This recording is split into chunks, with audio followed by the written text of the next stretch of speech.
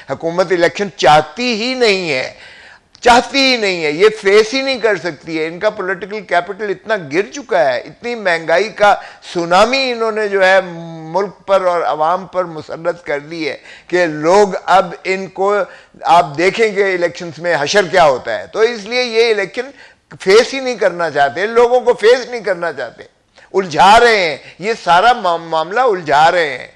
हुकूमत कह रही है मेरे पास पैसा नहीं है, वजीर ख़जाना कह रहा है, वजीर दिफा कह रहा है कि मेरे पास जो है रेंजर्स नहीं है या हम स्पेयर नहीं कर सकते, वजीर दाखिला फरमा रहे हैं कि हम पुलिस पर्सनल नहीं दे सकते हैं लॉ एंड ऑर्डर मेंटेन करने के लिए, और वजीर कानून फरमा रहे हैं कि हम जुडिशल ऑफिसर्स नहीं दे सकते हैं रिटर्निंग ऑफिसर्स के तौर पर। ये तमाम बहाने जो हैं ये पहले भी किए गए और सुप्रीम कोर्ट ने इसका इहाता करने के बाद सभी इदारों को हुक्म दिया आर्टिकल 220 में कि ये इलेक्शन कमीशन के ताबे हैं और इलेक्शन कमीशन जो चीज़ उसकी ज़रूरत है फेयर एंड फ्री, शफाफ और शफाफ इलेक्शन करवाने के में पैसे की ज़रूरत है, अफवाज पाकिस्तान में ज़रूरत है, पुलिस की ज़रूरत है या जुडिशल ऑफिसर की, सभी इसके मुआवनत करने के पाबंद हैं इलेक्शन कमीशन के। अब चूंकि हुकूमत के चारों यानी वजारतों ने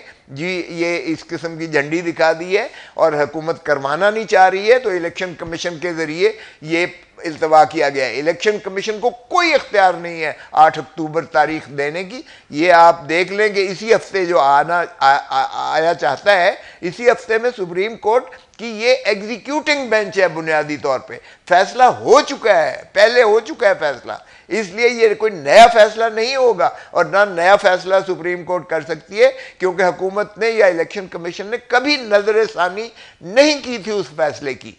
सो ये तो पता नहीं किस दुनिया में ये बेवकूफ़ बना रहे हैं, पाकिस्तान की आवाम को गुमराह कर रहे हैं, और सारा मीडिया भी, मैं हैरान हूं क्यों लगा हुआ है कि नया फैसला होने जा रहा है। कोई नया फैसला नहीं हो रहा।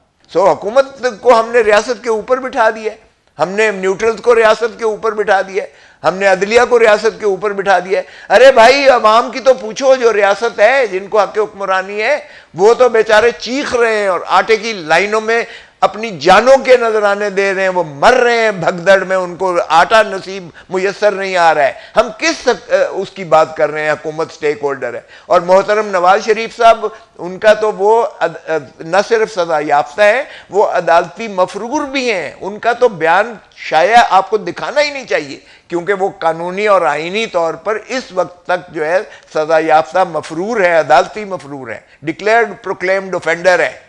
अब अदलिया में भी जो है खुल के सामने आ गई है इख्तलाफ, जो मैं समझता हूँ ये मुनासिब नहीं है। और चीफ जस्टिस साहब ने कल आबदीदा होकर ये कहा कि नहीं, हमारे दरमियान कोई ऐसा इख्तलाफ नहीं है, इंशाअल्लाह सोमवार को आपको खुशखबरी मिलेगी। तो ये उन्होंने कहा है। और जहाँ तक ताल्लुक है फुल कोर्ट का, देखें फुल कोर्ट का कोई मुजायका नहीं है, लेकिन कोई डिक्टेशन नहीं दे सकता है। मगर यहां तो हुकूमत की ये इस सदा, ये रिक्वेस्ट, ये बदनीयती पर मबनी है कि 15 के 15 जजेस बैठकर करें। 15 में से भी फिर कहते हैं जी 2 तो ना हो, ये 2 ना हो, तो फिर इसका मतलब है आप अपने मनपसंद मुसल्लत करना चाहते हैं। ये दरअसल इसको कंफ्यूजन क्रिएट करना चाहते हैं। हालांकि इशू सिर्फ इतना है कि आइन में मुंदर्ज है कि नॉट लेटर देन 90 डेज, 90 दिन से वो तजावज़ इलेक्शंस नहीं होंगे, इतनी सा इशू है। अगर यूसुफ रजा गिलानी को सजा हो सकती है तौहीन अदालत में,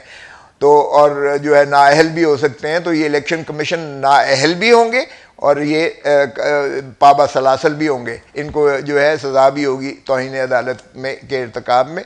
हाँ, अलबत्ता ये डालने की कोशिश करेंगे हुकूमत पर, तो फिर हुकूमत को भी बीच में लपेट के ले आएंगे, खाना जंगी करवा दें। वो तो पहले ही राना सनाउल्लाह कह रहा है या इमरान खान होगा या हम होंगे। मुझे ज़ियाउल हक के वो लफ्ज़ याद आ गए जब लोग कहा करते थे एक कब्र है, या भुट्टो जाएगा या ज़ियाउल हक जाएगा, तो उसने भुट्टो को शहीद करके कब्र में उतार दिया।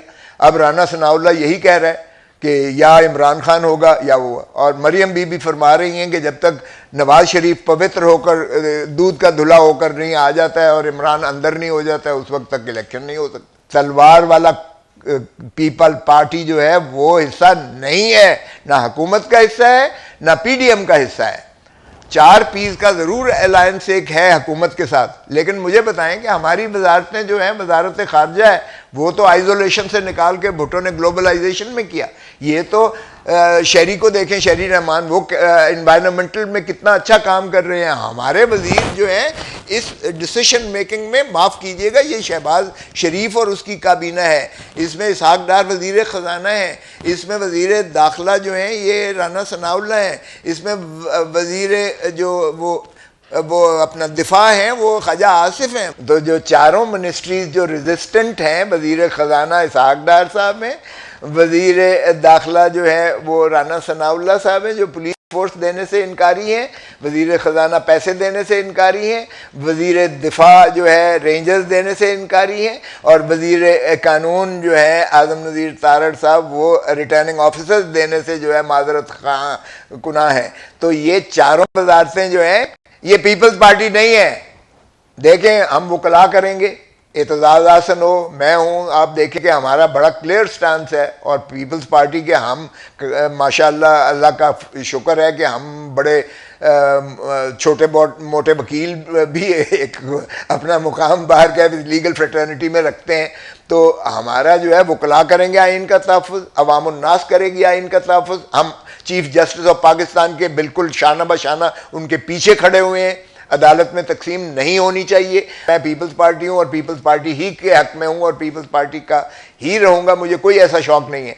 लेकिन ये नहीं हो सकता कि आइन से मावरा कोई चीज़ हो और मैं उसकी जो है तायीद करूं। अगर आइन से कोई मावरा है, मैं मुखासमत करता हूं, मुखालफत करता हूं, उसकी रेजिस्टेंस करता हूं, वो किसी के अगर नज़रिए के करीब है, इसका मतलब ये नहीं है कि मेरा झुकाव उस तरफ है।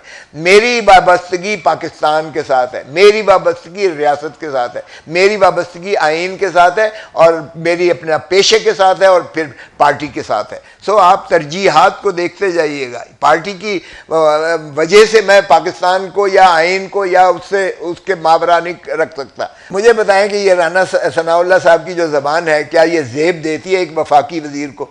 जो मरियम औरंगज़ेब की ज़बान है, क्या ये रियासती जो है आदाब से मावरा नहीं है? क्या ये जो माशाल्लाह जो तारड़ साहब कहते हैं या जो दूसरे हुकूमती अकाबरीन फरमाते हैं फरमूदात उनके, क्या वो अच्छा है? चूहा जब कहें फॉर्मर प्राइम मिनिस्टर को, मुझे बताएं क्या ये ज़ेब देता है इस किस्म की ज़बान? भले मेरी 100 मुखालफत हो, लेकिन एहतराम का कभी जो है दायरे से जो है नहीं निकलना चाहिए। ये तो हमने अखलाकियात की भी धज्जियाँ उड़ा दी हैं। हमें तो चाहिए कि कौम के लिए और नौजवानों के लिए एक एग्जाम्पलरी, एक मिसाली तौर पर किरदार के तौर पर सामने आए सियासतदान जो है। ये तो उल्टा एक किस्म की खाना जंगी की तरफ धकेल रहे हैं हम।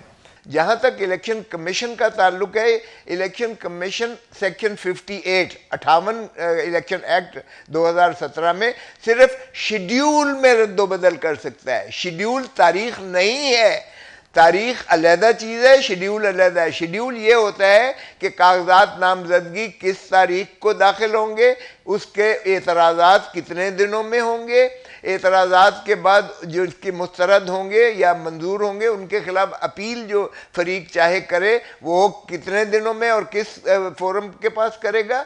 उसके बाद हतमी तारीख, हतमी फहरिस्त उम्मीदवारान की जो एलिजिबल कैंडिडेट्स हैं उनकी कब लगेगी, फिर उसके बाद इलेक्शन का कैंपेन का दिन कितने दिए जाएंगे, ज़ाब्ता उसका क्या होगा, और फिर इलेक्शन किस दिन होगा और किस दिन में जो है इलेक्शन वो जो है कैंपेन बंद हो जाएगी। सो ये है इलेक्शन शेड्यूल जिसमें रद्दोबदल कर सकती है इलेक्शन कमीशन। इलेक्शन कमीशन को आइन के तहत कोई ऐसा अख्तियार नहीं है कि वो तारीखें दे, और यही सुप्रीम कोर्ट ने इंटरप्रेट किया।